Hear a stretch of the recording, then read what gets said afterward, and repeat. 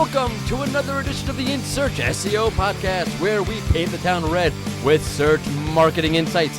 This week we talk content opportunities with the author of Marketing Now as the one, the only, David Bain joins us, where we'll talk about emerging content opportunities, where they lay, how to best utilize audio and video content, and unifying online and offline content. Plus, we talk the impact of the November 2019 Google local update on local pack rankings, so get ready for just a wee bit of data. Literally a wee bit of data. I am your host, Morty Oberstein. I am joined by the tranquil yet turbulent, she who transcends all contradictions, Sapir Carabello. Hello. Hello. I don't even get a Morty anymore. Just hello. You sound like a bad date when they wake up in the morning. Hello. God's sake. Had a lot of those, Morty. No comment. Okay. No. The answer is no. Unequivocally no. I'm awful Klemt, by the way, which if you don't know, that's an old word. It's a Yiddish word. But if you watch Saturday Night Live from the 90s, there was a Mike Myers skit. Mike Myers, Austin Powers. I know you know who that is. No, he was in Madonna's music video. Okay, great. So right? you know who he is. Great. He used to be on a show called Saturday Night Live. Okay. Which you may SNL. have heard of. Yes, SNL. And he had a skit where he played this old woman and goes, I'm awful Klemt. So I'm all stuffed up. I still have a cold. I cannot shake this thing. Okay. I think I have a problem. Or an infection. Okay. Or something. You should check it out. Yeah, I don't like doctors. Anyway, do not forget we put out a new episode of the In Search SEO podcast each and every Tuesday. You can find it on the Rank Ranger blog. You can find it on SoundCloud, on Stitcher, on Spotify, and of course, you may subscribe on iTunes. Also, do not forget, do you want to track your presence, your video presence on the SERP? How does your domain fare in the SERP's video carousel? How about your YouTube channel? How's that faring on the SERP? Find out with Rank Ranger's multifaceted video box tracking as part of Rank Ranger's Rank Insight Report. Try it now, 14 days free, no credit card needed. That's nice. Yep, that's good, right? Mm-hmm. And I have a cold too when I pulled it off. There we go. Okay, folks, before we get going, where content opportunities are now, where they lie, what you should be thinking about when finding content opportunities, let's take a look at the impact of the recently confirmed November 2019 local update as we are going data. So, on December 3rd, Google announced that it has started to run a local algorithm update in early November that finished its rollout towards the end of the month. The update makes use of Google's neural matching. So, a lot to unpack there. Mm-hmm. Okay, first off, this makes a lot of sense. Joy Hawkins, super duper SEO, local SEO guru, per usual, was correct. Okay, she was all over this a few weeks ago. If you look back, she basically calls it and says that what's going on in the local world with these, sort of update that was going on that no one could really pinpoint and confirm was it had nothing to do with proximity, but it had to do with relevance. And she said all sorts of businesses who have loose descriptions or vague descriptions are now being shown in the local listings and the organic rankings for local queries. So she called it. Which makes sense because of neural matching. It has nothing to do with proximity. Two, in case you don't forget, or in case you have forgotten rather, what neural matching is. Neural matching came out in October 2018, or it came out. Google announced in October 2018 as part of its 20th anniversary updates. And Google basically said they have this neural matching that it looks to connect loosely described phraseology to precise concepts. So in real terms, for example, if I search for walking with the ball in basketball, Google knows that this relates to the concept of a basketball rule known as traveling. Because in basketball, in case you don't know, you must bounce the ball. You cannot walk with the ball. And when you walk with the ball, it's called traveling. So Google takes that loosely described phraseology of walking with the ball in basketball, rules, whatever, and says, okay, you really mean traveling. Okay, that's like a super synonym, as Google calls it. Okay. Also, at the local level, the use of neural matching means that businesses, as Joy Hawkins pointed out, they may have vague names or descriptions, etc., can be connected to specific local verticals, which means different businesses are now ranking organically within the local pack because now all of a sudden they're relevant, whereas before they weren't relevant. Great. Now, some have said A little myth busting here. Okay, some have said that the use of neural matching at the local level means more local packs, and that is totally not true. And it makes no sense. Okay. Let me explain. Explain. One, via our handy-dandy SERP feature tracker, you can clearly see that the number of local packs has stayed the same. Handy dandy. Handy Sorry, I'm dandy. just like, why would you describe? Gee golly, it's handy dandy. Oh my God. Let's go back to the 50s and eat some fruitcake while I drive in my Chevrolet. You wish. I wish I had a 50 Chevrolet. That'd be awesome. Okay, Okay. right now I drive like a minivan, so anything's better. Okay, two, Yeah. okay, Yeah. the fact that more local packs don't exist makes tons of sense. Okay? Why? Because neural matching does not tell Google which queries have local intent and don't have local intent. There's nothing to do with that. Neural matching tells Google what businesses are now possibly relevant to a query with a known local intent. Okay? So it's more to do with what's relevant versus irrelevant versus what has a local intent, what doesn't have a local intent. Hence, local packs have stayed the same. So that's, just know that. Okay. That said, I wanted to have a look and see how the updated impact local pack listings, because that makes sense, right? So I did a mini study, which Mini. Pierre chewed me out for, but we'll explain. Mini study. Mini. That's so cute. I call it mini, because that's all I had time for, literally. And I wanted to take a look at the data and see if there was a trend. And then, yes, there is a trend with my mini study, whatever you want to Good. call it. So I'm going to share that with you. Okay. That's why we're going data. Get it? Got it. Great. Okay, full study forthcoming. I hope if I have time, we'll see how it goes. I'm in the middle of it, so I don't know. It's going okay. Maybe we'll see. Depends how much time I have, which is none. I have no time, but let's see if I can pull it off anyway. Anyway, so what I did was like this. I took 10 different local businesses, and I compared their total number of local pack listings, not total as in all of them, as in total as in across the keywords I'm tracking for that business, okay, in my little research campaigns that I've set up. Mini Yep. study. Yeah. And there's a nice mix. There's some hotels in there, some restaurants, some local shops. And what I did was I compared the total number of local pack listings for each business across two 45-day periods. Now, you'll guess, one period is during or before, throughout, and then after the November local update. So that was specifically October 15th through the start of December. Again, that reflects the period right before, during, and after the local update. The other period, the other 45-day period I looked at was a baseline. Okay, so that ran from mid-July through the end of August. And again, that's my baseline period. There's nothing really going on algorithmically. That's when your brain moves faster than your mouth. Right. That's what happens. Keep telling yourself that. And I have a cold. Have pity on me. No pity for the. Pity. Stiff upper lip. Get going. Let's go. Okay. Then what I did was I recorded the number of local pack listings each business had at 3 different instances over each of these 45-day periods. So if that makes no sense to you, let me spell it out in a real example. Okay. So for argument's sake, let's say the first business I looked at was Allen's Apple Farm, which it wasn't, because I don't know who Allen is. I don't like apples. You don't like apples? I don't in pie. I don't like eating apples. I don't know, it's not my thing. Okay. Yeah. Okay. And I recorded that they have, let's say, five local pack listings over all of the keywords we're tracking for them on July 15th. Then they had 7 on August 15th rather, and then 8 on September 1st. Let's say, or August 30th, whatever day I use. I don't remember. And I should, right? And then I did the same thing for the period spanning October 15th through December 1st. Okay? Actually, I did it through December 3rd because it was easier based upon, just whatever. Doesn't matter. December 1st. It doesn't matter. Yeah. Okay? You got it so far? So far, so good. Still waiting for the juicy stuff, so get on with it. Okay, so the first thing I wanted to see was how volatile the local pack was during the update period relative to the baseline period. So easy enough. I recorded the number of listing changes, right? Either a listing gained or lost by the business in the local pack from one recording date to the next, and then did an average. Huh? Okay. It's confusing, but it's not. Okay. It sounds really confusing, I know, but it's really not. It's like really simple, and you're gonna, being gracious and playing along with me because you already tuned me out for this. Yeah. Yeah. Okay.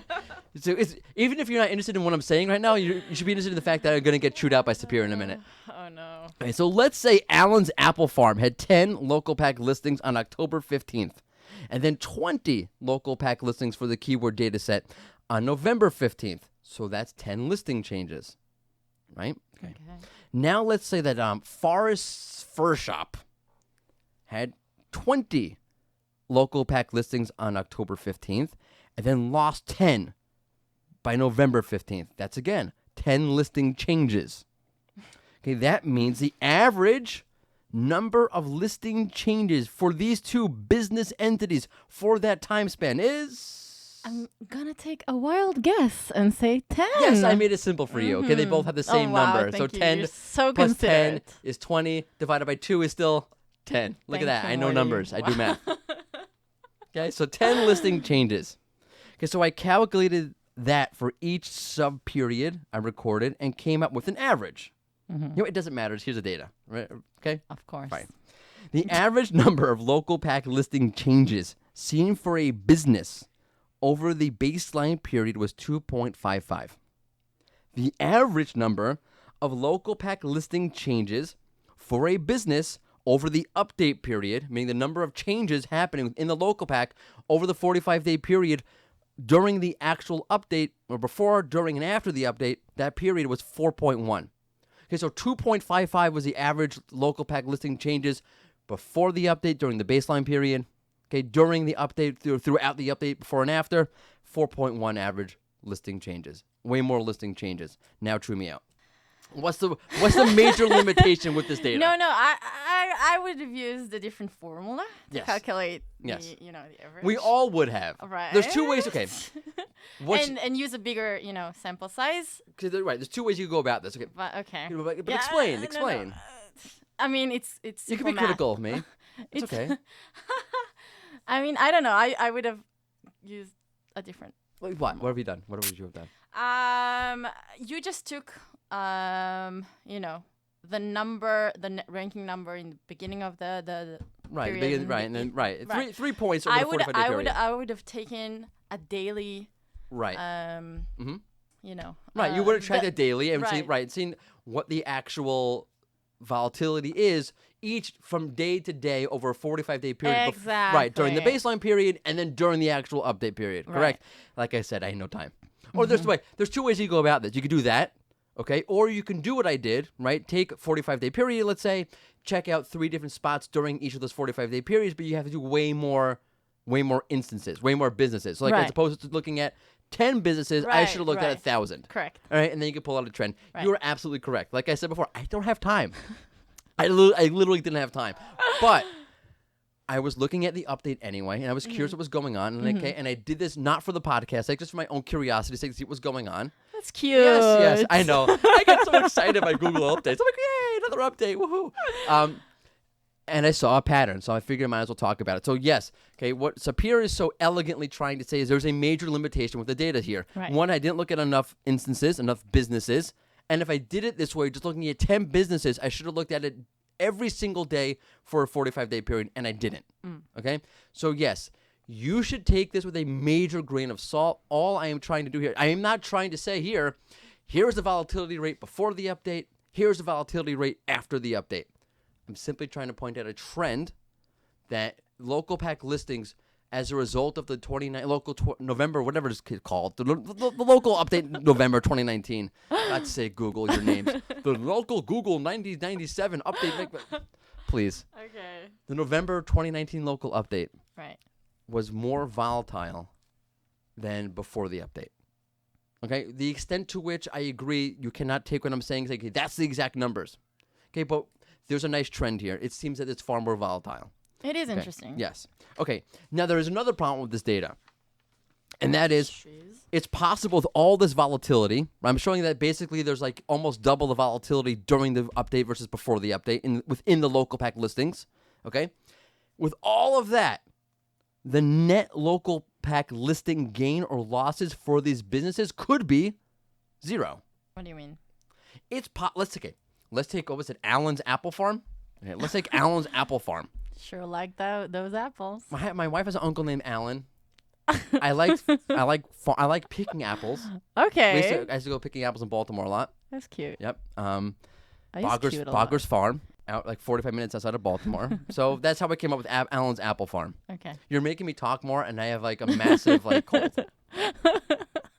And you're doing that on purpose, I think. Okay, so say Alan's Apple Farm started with 20 local pack listings before the update in the local pack. Okay, and over the course of this 45-day period, it lost a whole bunch of listings at one point. Let's say on November 15th, right? It lost a whole bunch of listings. Mm-hmm. Okay, it's possible that there was a reversal, that it suddenly gained those listings back. Let's say on December 1st or November 30th, whatever it is. Okay. Now, that would still show up as a ton of volatility, right? It went from 20 to 10 back to 20. Right. But the net gain or loss was be zero. I see what you mean. Okay? So there's a piece of the puzzle that we still haven't looked at. Right. So I looked at that because that's what I do. That's good. That's what I do.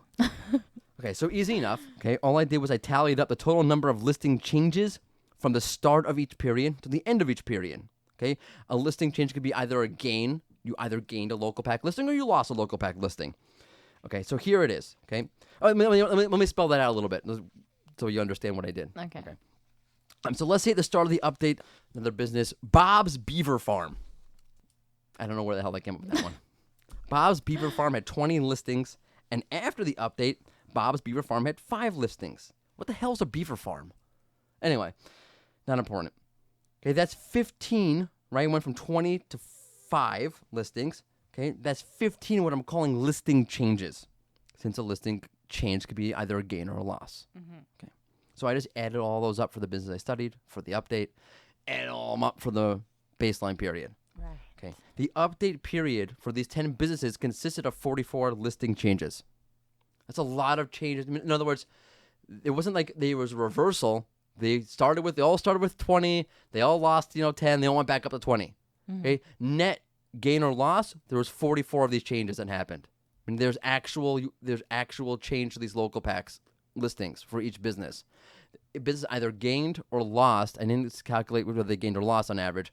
Gained or lost a decent number of local pack listings. Okay, and if you average it out according to the number of businesses I looked at, it's four listings either gained or lost. 4.5 listings either gained or lost as a result of the update.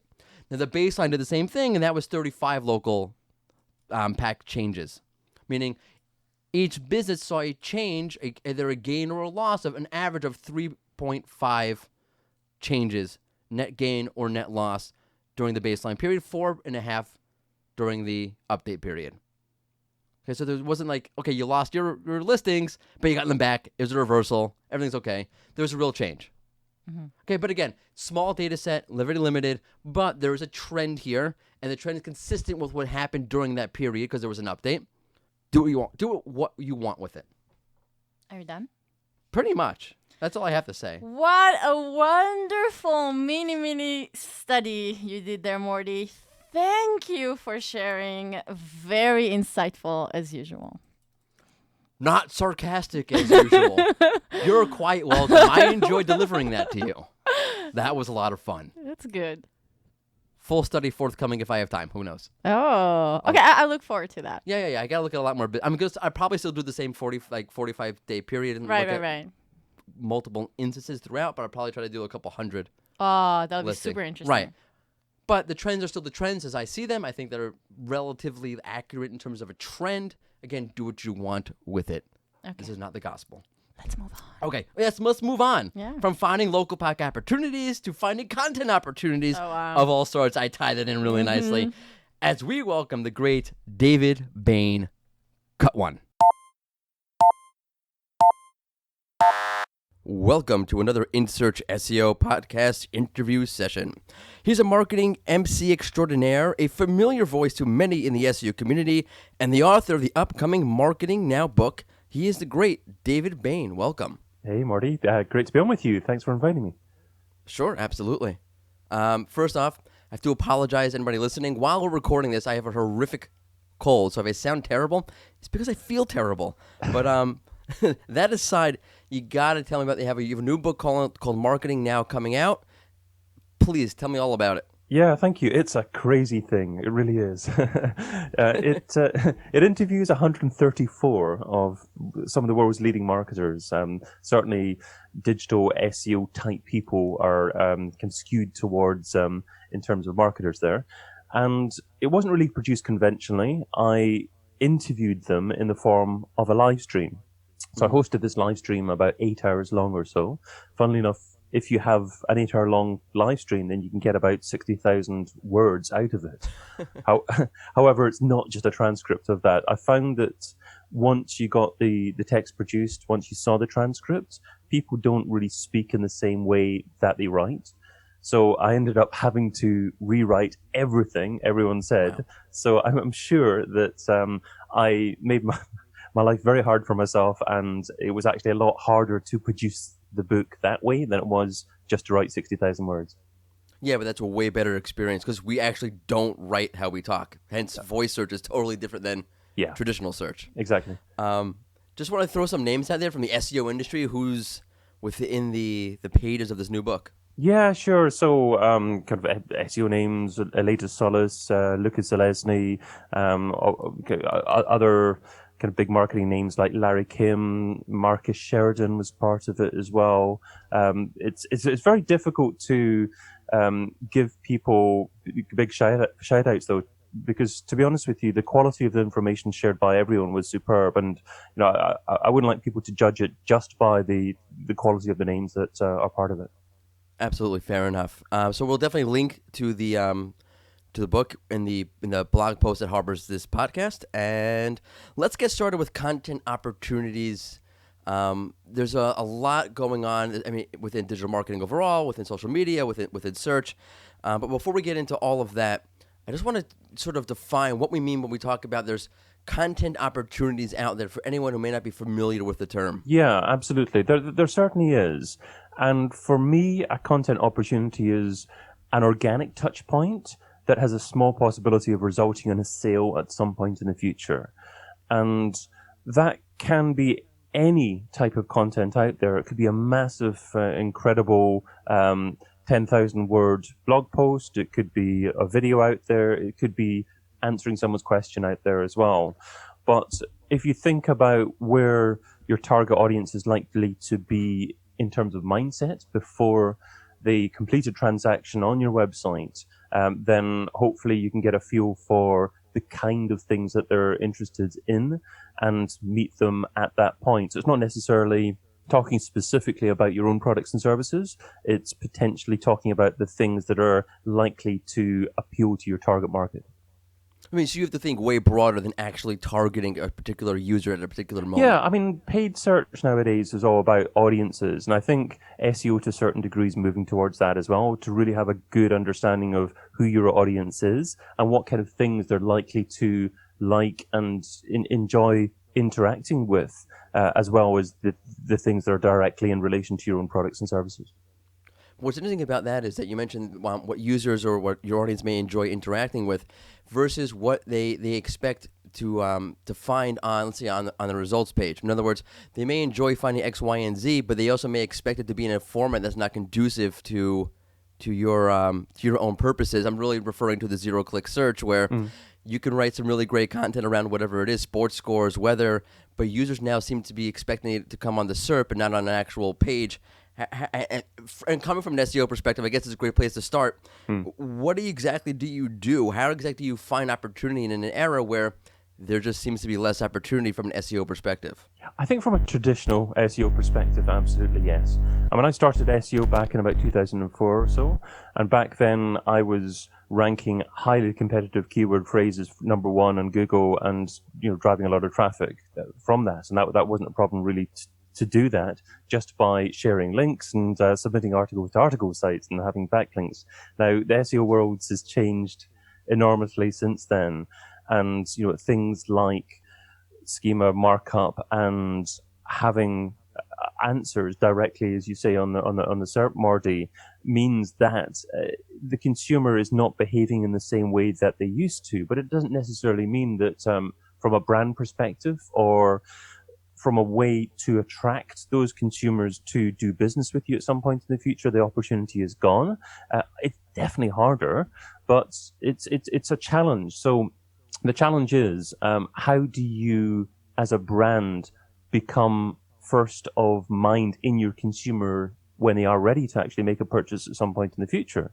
Because from an SEO perspective, we know that there's not a standard click-through rate in the SERP when people do actually click through. It used to be we assumed things like, okay, position number 1 gets 20% or whatever it was, and position number 10 goes down to 2% click-through rate. It was a fairly standard model back then, but nowadays we know that it depends on the type of search that the consumer is doing.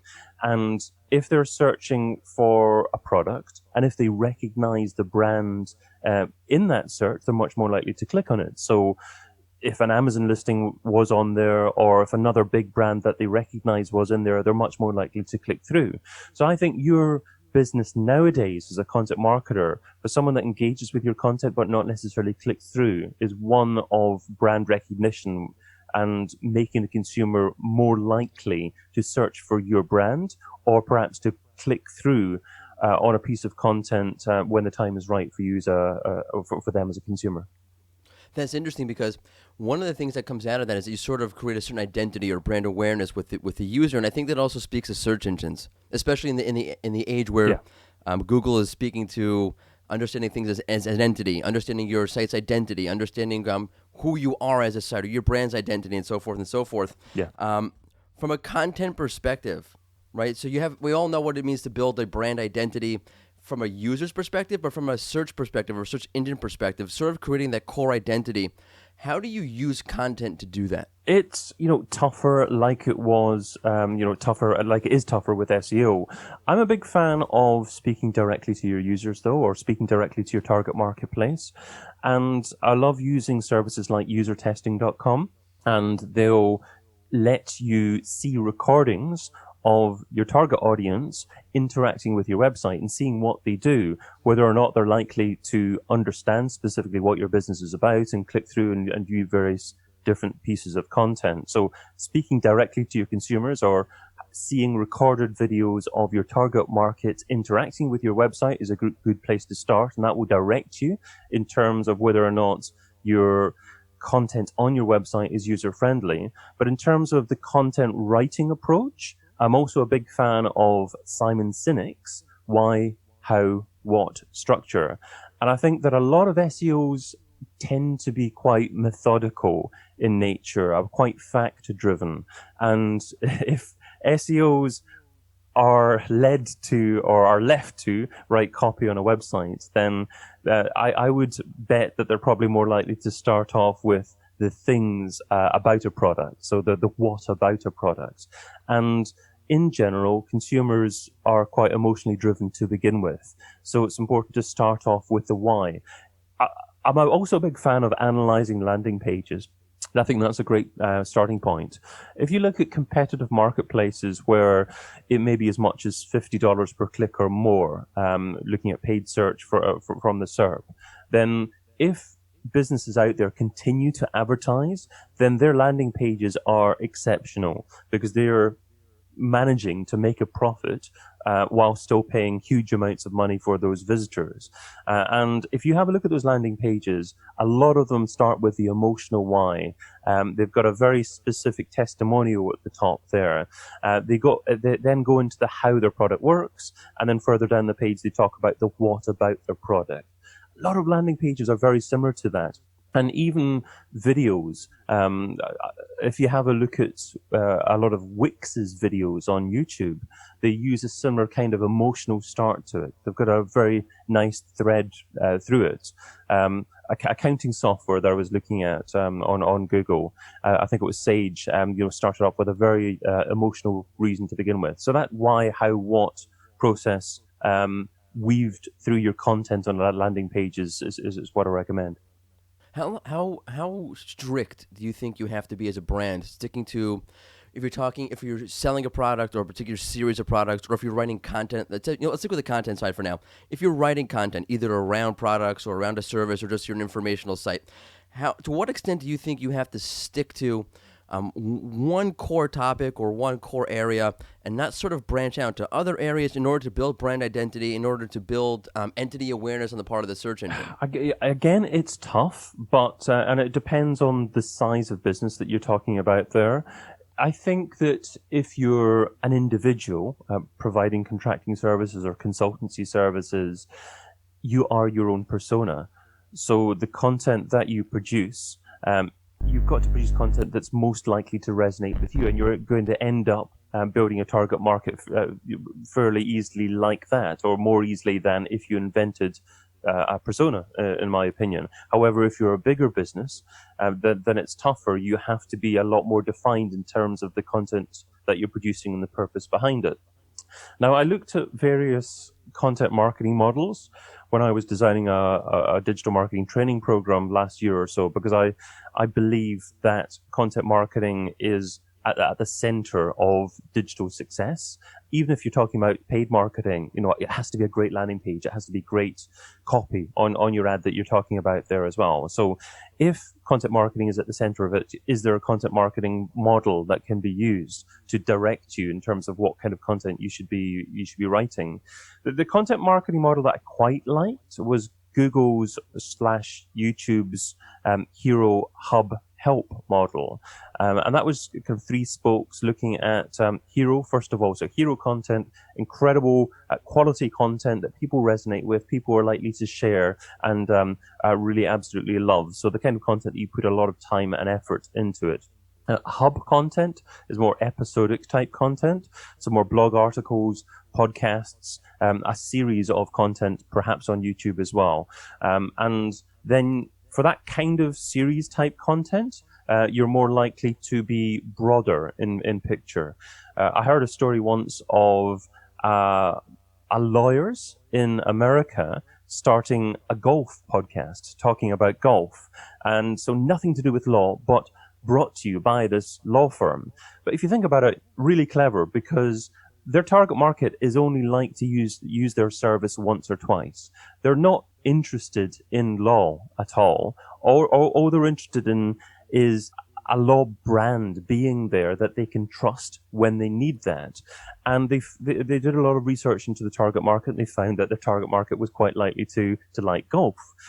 So the golf podcast was brought by the law firm, and then they were top of mind at the point of transaction. And then the help content, which was more about the kind of traditional SEO. You're looking for the common queries that people answer on your website, or you answer the right questions on your website. In fact, there's a great book about that called "They Ask, You Answer" by Marcus Sheridan, and it really goes into a lot of depth about how to write that type of content. So those were the three types of content in Google's model. I was a little bit uncomfortable because I didn't think that they talked about commercial content, the kind of content that was great on a landing page. So I, as part of my training program that I developed, brought in a fourth H, and I called it heart content, the heart of what a business does.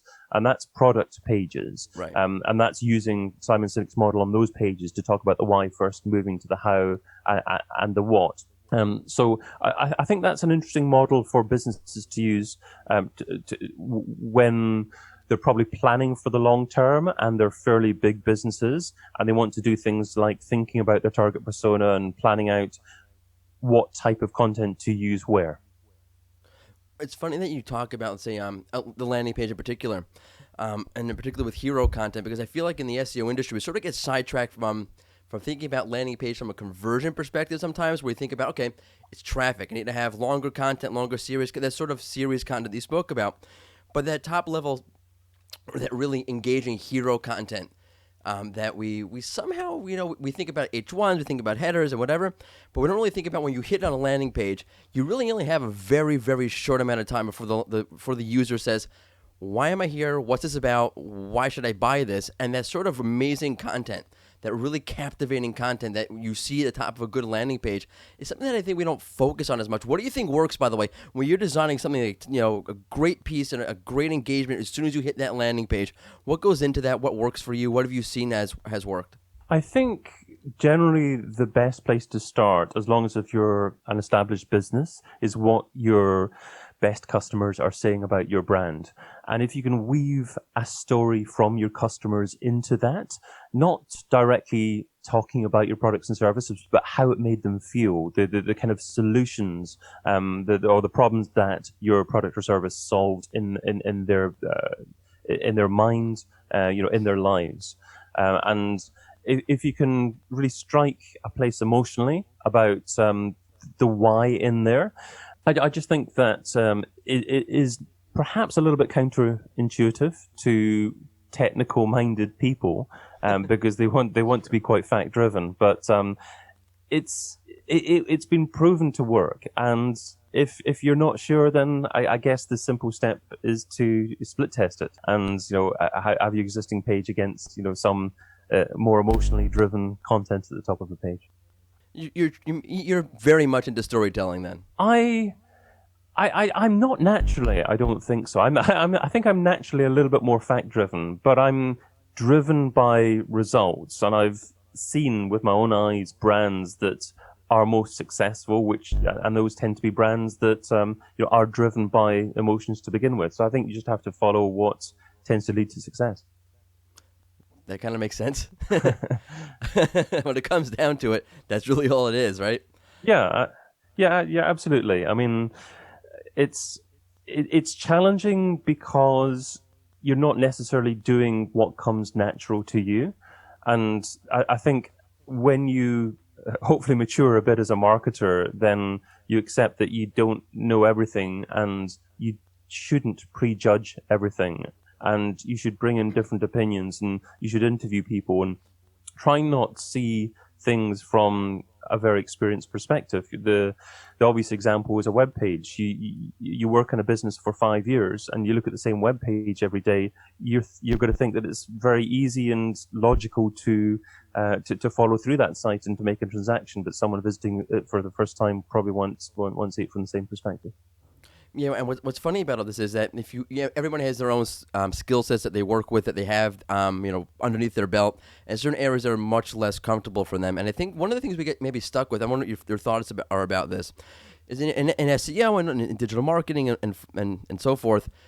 We sort of fall. You have to create 10x content. It has to be supreme. If you want to stand out, it has to be the best content ever.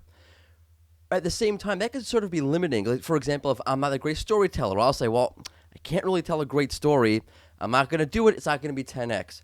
In my mind, sometimes good is okay enough. Oh, yeah. And good is the only way to become great as well. You're never going to become great when you publish your first article or podcast or video. When I was talking to Evan Carmichael, he publishes 3 videos every single day on YouTube.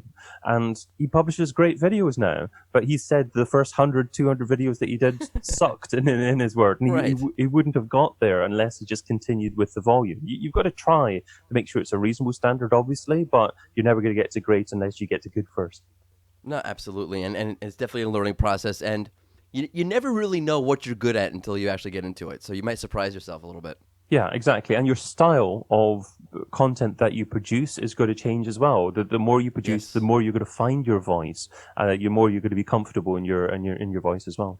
I mean, from a personal perspective, I'm thinking back 4 or 5 years ago when I was writing an SEO blog versus now, it's not the same person who's writing. It's almost embarrassing to me to read those old posts. I'm sure they're okay, but exactly, yeah. I don't want to go back and watch the videos that are recorded on YouTube in 2007. Whoa. Well, don't search for them, anybody, if you're looking. Let them be. Since we're talking about video, I want to jump into the different formats of content out there because we speak so much about written content. But since we're doing a podcast, let's talk about audio for a moment because, hey, Google threw podcasts onto the SERP, so we might as well. Podcasts have sort of boomed, and it's almost surprising because you would think in the age of video, an audio-only experience wouldn't be as popular as it is, but it seems to have really caught on. I'm wondering why you think they have, and I'm wondering where you think there's room to sort of separate yourself out now that the podcast market is filling up a little bit. Yeah, I mean, I think a lot of things came together at the right time. Obviously, there was the rise of smartphones, and you had the ability for consumers to be able to subscribe directly on their phones. I remember in the past you used to have to use iTunes on your PC, and then you have to you sync that with your iPod if you had one as well. And it really was a bit of a technical palaver to be able to listen to a podcast. But then you were able to listen directly on the phone. So then the average consumer was able to do that as well. There's also, from a content production perspective, the ease of being able to produce that content, that's improved over the years. Microphones have become better, or people have had more access to better microphones more easily, and it's become easier to produce the content as well. I produced my first podcast back in 2006 with a basic headset and not really knowing what I was doing, and using some very basic audio editing and just figuring out how to actually produce an MP3. Really hard to actually do that at the time, but nowadays there are so many services that are available that you can quickly and easily produce the content. So yeah, the ease of consumption, the ease of production as well. But also, I think nowadays it's much more normal to put your personal brand forward. Go back 10 years ago, it was very, everything that happened online was very business brand driven, so not personal brand driven at all. People hid behind a business brand. Live streaming didn't happen, and people were very cautious about putting their own name forward. With the advent of live streaming, Periscope to begin with, Facebook live streaming, it's very normal to put your personal brand forward and for consumers to look for that as a way of trusting a business. And I think producing podcast content is another way to augment that personal brand that you're building. Yeah, and that's interesting because we've gone from going from brand focus to people focus, and I'm sort of in the point where I'm thinking that, yeah, we are people focused, but now we're getting micro people focused. What I mean by that is that while we used to hover over all these large influencers, I'm finding that I have more success in a lot of ways with micro influencers. Definitely. People who have a nice community, a nice support network around them, and it's really interesting to move away, how that's evolving from the big influencer to the sort of micro person, or not mean a micro influencer. A very small person. Right. Yes. Apologies. I want to harp on something that you mentioned a second ago about live streaming, actually, because to speak about my own comfort zone, I am not a live person. I like to have the safety of, hey, let's re-record that or let's edit that out. When you're doing a podcast and you are a podcast guru, is there really added value in going live versus the safety of, let's just do it recorded? Look, I do it largely just because I enjoy it and I have fun doing it. It also happens to be a way to produce video content at the same time, but you have to be very conscious that it doesn't reduce the quality of the content that you're trying to produce, because for me, the vast majority of content consumers that I've got are in the audio form. So people will subscribe to the podcast. So if I'm laughing and joking with my live audience and saying or doing things that only work in a visual form, then that's got to be negative for my podcast audience. You've got to be a little bit careful about that.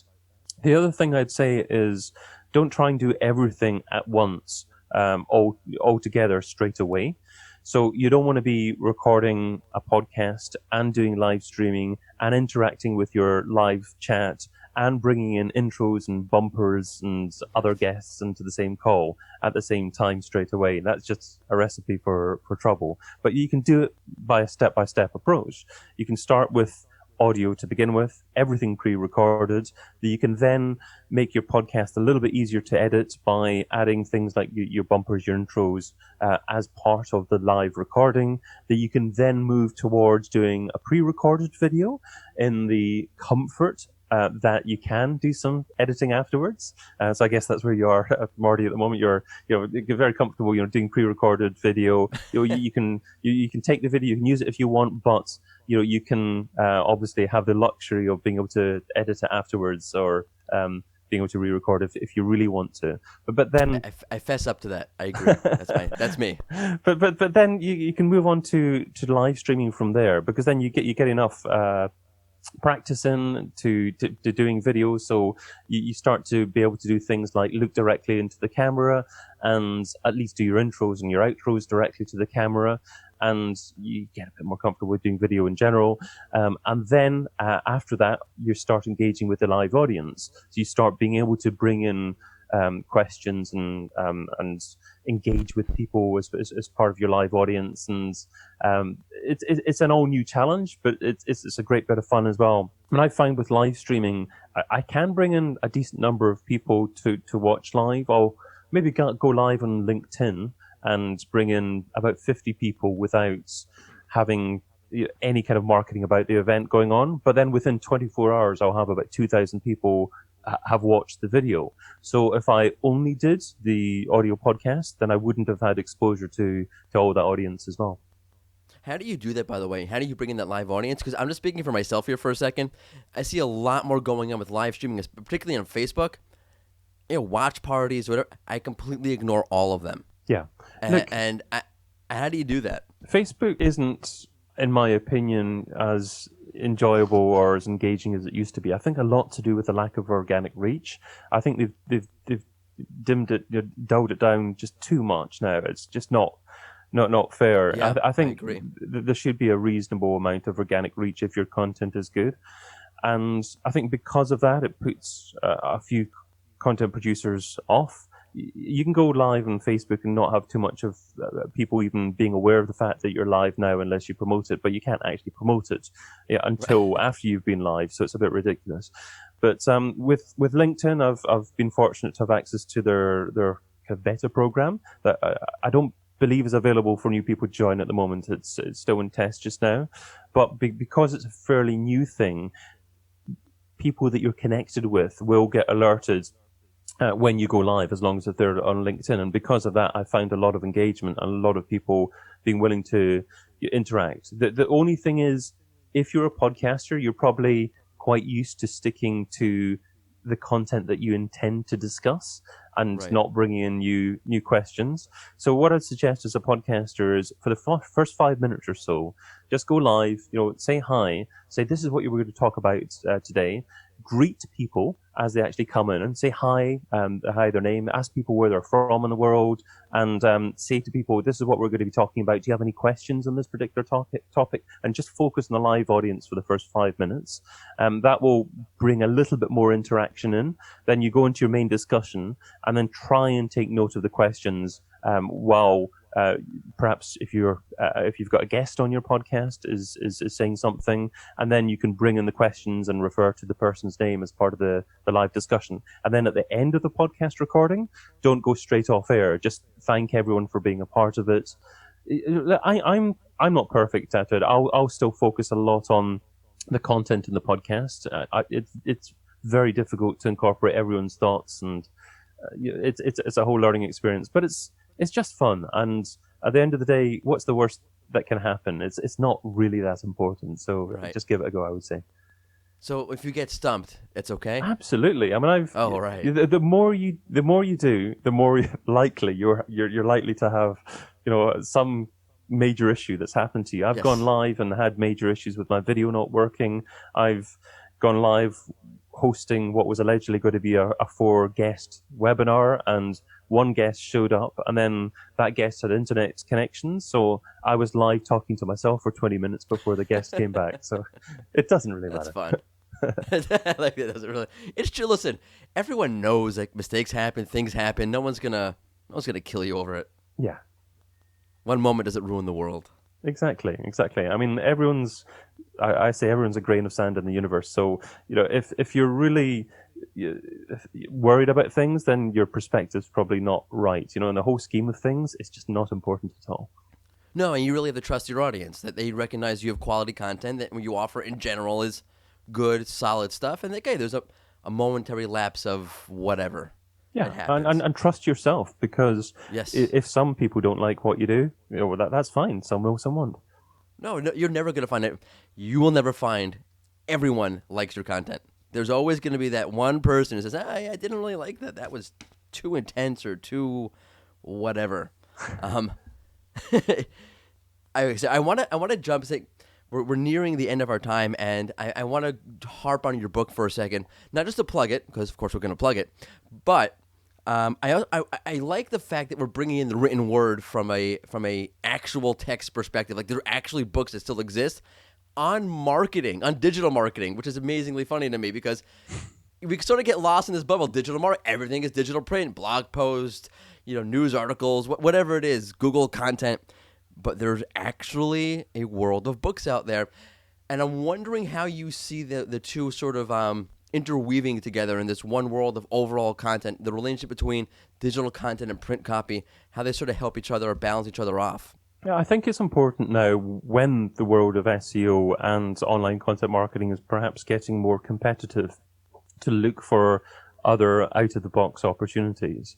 And Marty, when was the last time you read a book? What was the last physical book that you read? I just finished reading The Extraordinary Life of Sam Hell.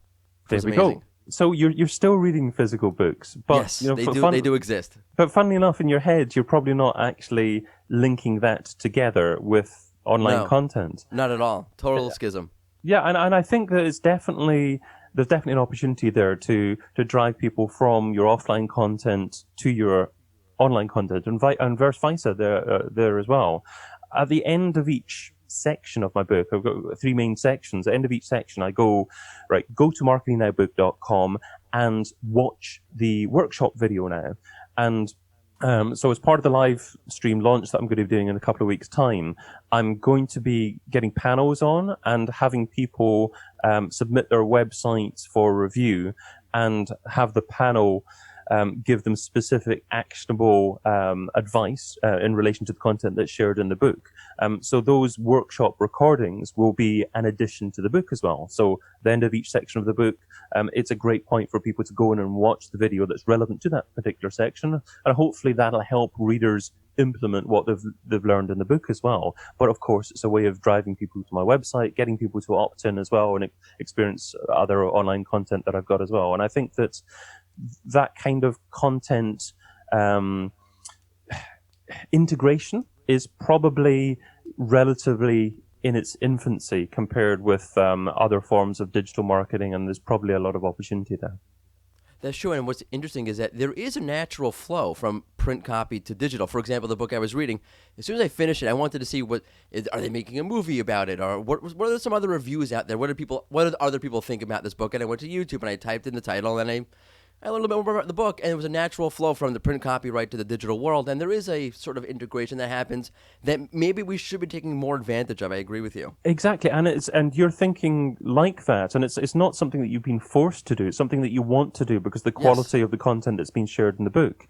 And as digital marketers, we need to be producing incredible experiences that make it natural for people to want to find out more about you. And we shouldn't be thinking about digital marketing in terms of trying to force people down into the next step of the funnel.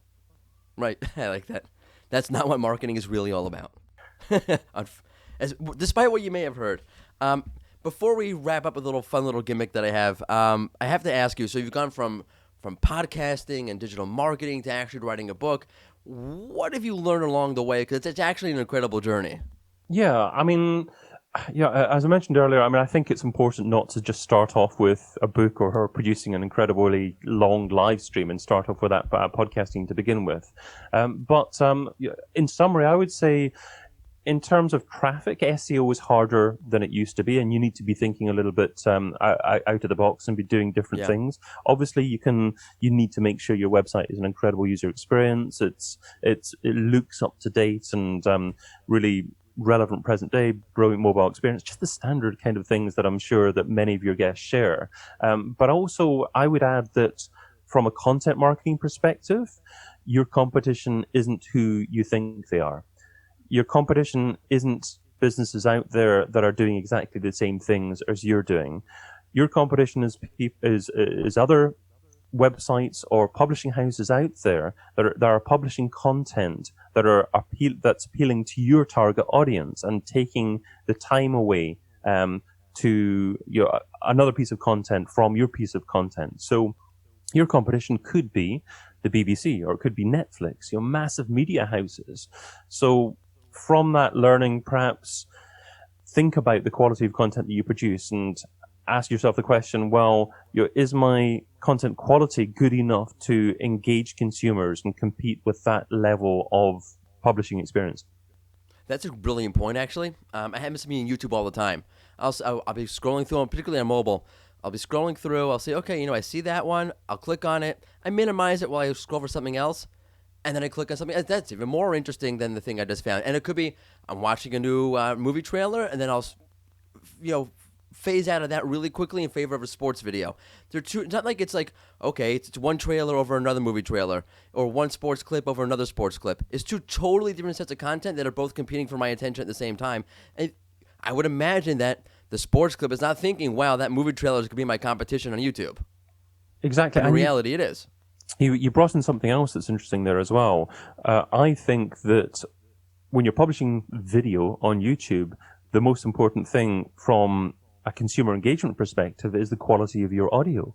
Because unless you're producing good audio, you mentioned there that you tend to minimize the video. You're probably not even looking at the video. You're deciding whether or not to continue with it, just listening to the audio. And a lot of people do that with YouTube. They have the video going on in the background. They're walking around the house maybe, and then they'll continue to listen to it just based upon the quality of the audio. So unless you start with the podcast to begin with, and you're comfortable with producing decent quality audio, then if you just do video straight away, you're probably not going to be aware of what it takes to produce good audio.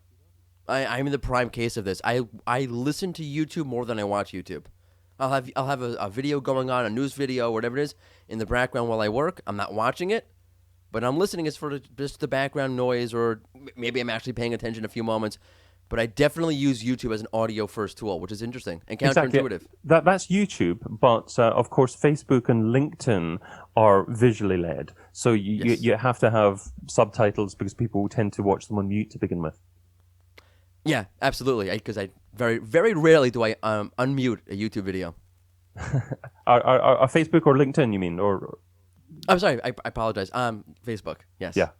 Although YouTube has that also now, where they'll start to run the video with the transcription on mobile. Well, the thing is, that's actually baked into Chrome. It used to be when you embedded a video on your website, you could automatically play it, and you could have the audio playing. But now, within Chrome, it doesn't actually allow the video to play straight away. They don't like it from a usability perspective. Amazing. Okay, so before we part ways, I have this little fun thing that I do. I call it optimize it or disavow it. If you listen to the show regularly, then you know what it is. If not, it goes like this. I'll either offer you two really good options, and you're stuck choosing between two really good options, or two meh options, and you're stuck choosing between two really crappy options. So this is the David Bain version of optimize it or disavow it.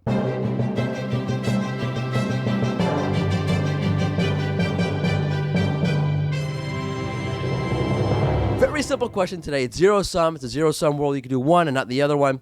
And since we're talking about content formats, and particularly it's so appropriate how we ended off with this, talking about audio versus video, if you could do one and not the other one, would you create audio content or video content? I would have to create audio content.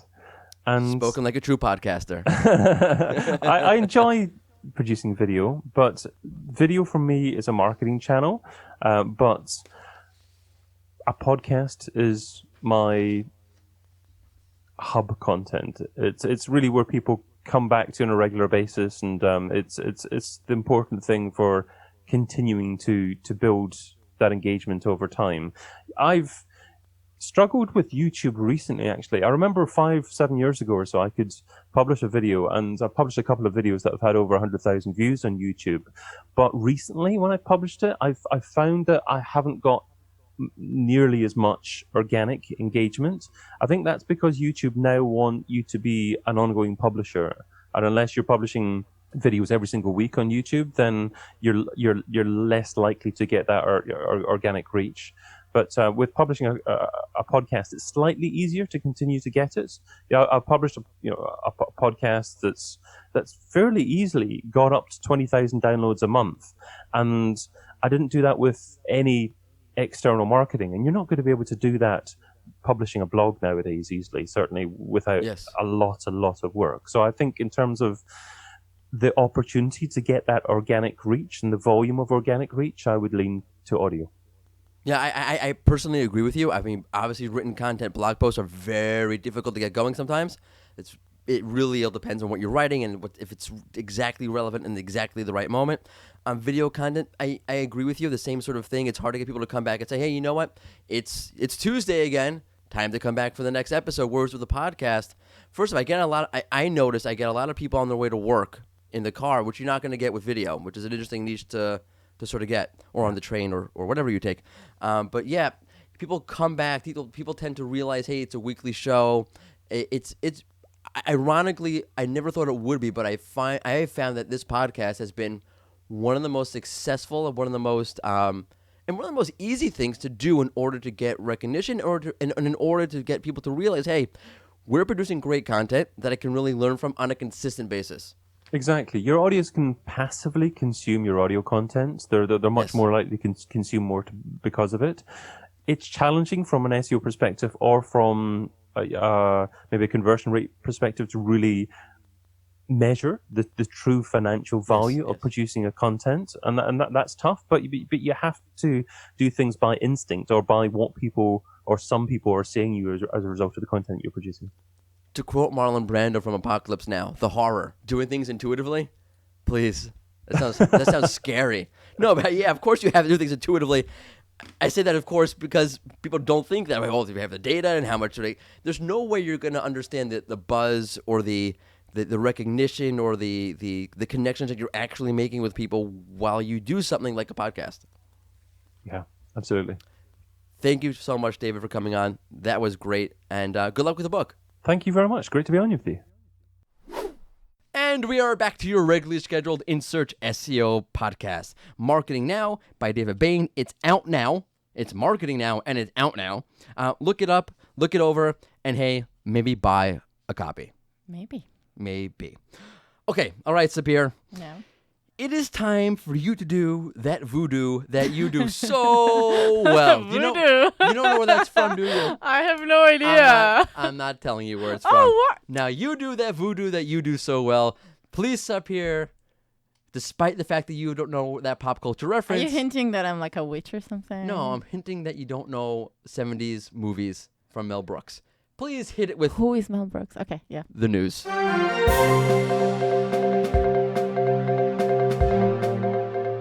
As we said. Wait, stop. Wow. Did you say who's Mel Brooks? Yeah. Holy crap. Okay, now keep going.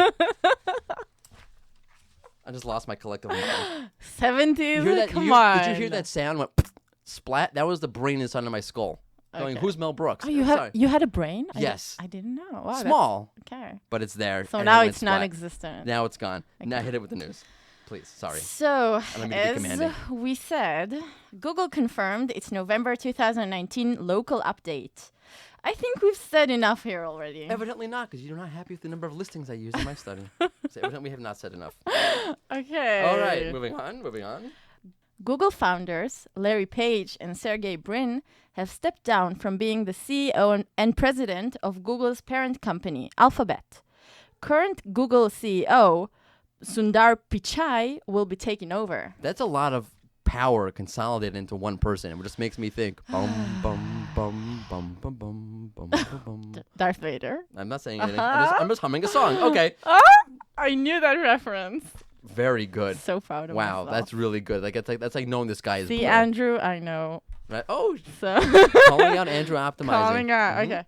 She knows. She does nothing I know. about this stuff. But yeah, keep going. Okay. Google reiterated that they use the rel canonical to determine original news content, meaning get your syndicates to point towards your site. However, SEO expert Glenn Gabe noted that Google seems to ignore the attribute at times. Yes, that's a hot mess right there. That's just a hot mess. This needs to be. We spoke about it on the podcast previously. This needs to be solved. Okay. Finally, Google has updated their quality raters guidelines. The new changes include a new section that explains that different users have different needs when searching, which means they need different types of search results. Also, a call on raters to evaluate based on their local perspective.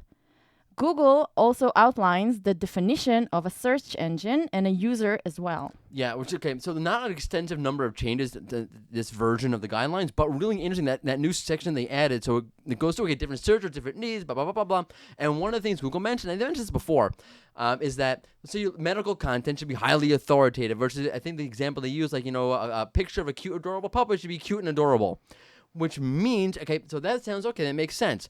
But to me, that's a very, very strong signal that Google is profiling content according to vertical. Google's profiling your site according to what vertical you reside in and how you are approaching the content that you are dealing with, which I've spoken about numerous times in blog posts about the core updates. But again, the reason why they're saying, okay, YMYL health sites should be, authoritative and cute, adorable puppies should be cute and adorable, points to Google having a very clear understanding of what profile of content you are, what should therefore be with your content in terms of the content itself and its tone and whatnot, versus another and completely different vertical. So there. Okay. And we're done. Oh, we're done. Okay, great. Thank you so much for that. You're welcome. Thank you for doing that voodoo that you did so well. We'll talk about this again afterwards, why you don't know Mel Brooks, but that's again, we'll... I'm going to have patience with you on this one. You have no choice. Okay, he won the freaking Medal of Freedom from Barack Obama because he's such a comedic genius. Anyway, why would so I now, care? because Mel Brooks, Spaceballs, I forget it. Okay. Oh, it's baseball related. No, Spaceballs, holy mackerel. Please, you're giving me a heart attack. Spaceballs. Spaceballs. Are you done? Yeah. Okay. We're not done, though. We are now going to enter our last segment, of course, the ever fun, sometimes filled with pop culture references, fun SEO send-off question. This week we're asking, if Google used emoji, which one would it use the most? I can't believe we never asked this before. Thank you for the question. It's your You're question. It's welcome. brilliant. I It's an thought it was awesome great. question. You said we shouldn't use it because you're always anti your own questions, I'm but I like this insecure. one. Yeah. No, you're not. No, I'm not. But I can't believe we never asked this one before. Maybe we have and I forgot. Who knows? But it's possible. Okay. That has almost happened a few times. Oh, really? Yeah. You want to go first? Sure. Okay. My guess would be, that emoji that rolls its eyes. Yeah. So yeah, that one. Why? Because I feel like Google would just be done with everyone's BS. You know what I mean? I It's went in just a very similar direction. Oh, really? Yes. Yeah. Great Nice. minds. You got great minds or the greatest minds. Whoa. Okay. I went with the emoji with the guy or girl slapping themselves on the face, like, oh my god, this is so stupid. Which is Google must say to every time people in the SEO world talk about an update, here's what happened. Oh god, they said that. Or here's what Google I think is up to. And no, you should do this with your links. And Google's slapping itself in the face. Oh, we're pretty similar. Yeah, they're very similar. That's good. Right. So that was good. Yeah. Wow, that's the first time we've ever been on the same page. Now, if you only knew who Mel Brooks was, we could both be on the same page with that as well. And that will do it for this week's version of the In Search SEO podcast. Don't forget to tune in again next Tuesday for an all-new episode. You know it's been In Search because we're all in search of something. Thank you. Thank you.